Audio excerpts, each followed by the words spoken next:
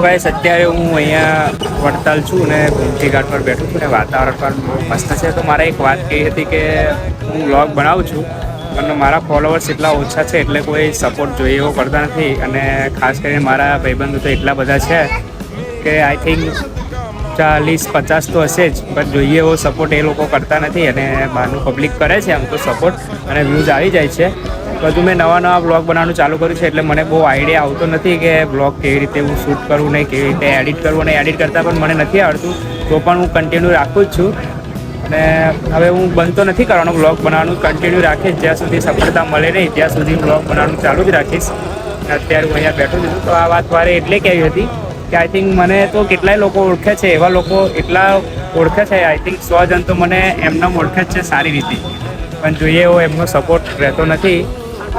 ખબર નહીં હવે સપોર્ટ કરે ના કરે, પણ આપણે બ્લોગ બનાવવાનું હવે બંધ નહીં કરીએ.